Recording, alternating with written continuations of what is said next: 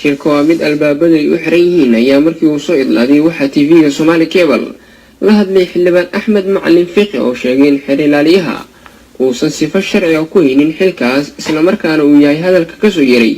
mid xadgudub ku ah xildhibaanada baarlamaanka Soomaaliya. xildhibaanada Soomaaliyeedna maanta waa iska wareysteen waa noo timaadeen gudoomiyihii golaha shacabka Jawaari ayaa shir gudoominayay kulligood waxa la isla qaatay inay gaf ahayd in lagu xadgudbay xasaanadii iyo maqaamkii xildhibaanadu lahaa inuu ku xadgudbay nin aan dalkan u naxayn nin aan ogeyn dalkan wuxuu soo maray nin la kireystay oo kale ku shaqeynaya marka waxaan leenahay meediyaha uu hanjabay 10 qof oo kale oo siyaasiyiin ayuu aeroboortka geeyay inaysan ka bixi karin xildhibaanadan labadaa u geeyay inaysan ka bixi karin waan ogaanaynaa Axmed Cabdi Daahir haddii uu sharci darro qof ku celin kariyo haddii kale baarlama aeroboortkana laga baxayaa dadkuna waa xor waana soo gelayaa ninka baxayana waa isaga ninka baxaya oo dalkan ziyaadada ku ah oo yimid oo muwaadiniintan markay ka shaqeynayeen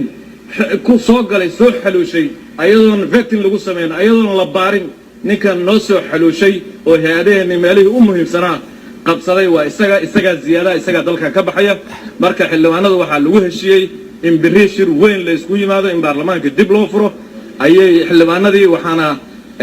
furi kara baarlamaanka 55 xildhibaan baa codsan karta haddana warqadii waa la wada qoray waxaan rajaynaynaa in baarlamaanku dib ugu furmi doono maalmaha fooda nagu soo haya lagana arintaana laga hadli doono duulaankan qaawan ee uu Axmed Cali Daahir ku soo qaaday hay'adii sharci dejinta isagoo ajanda dalal kale iyo ajanda ummad kale asagoo wata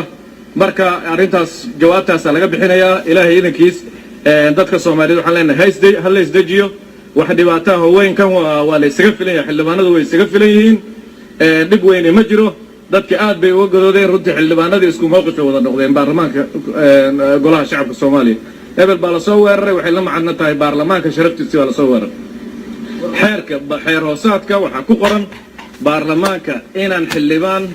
la soo xiri karin la baari karin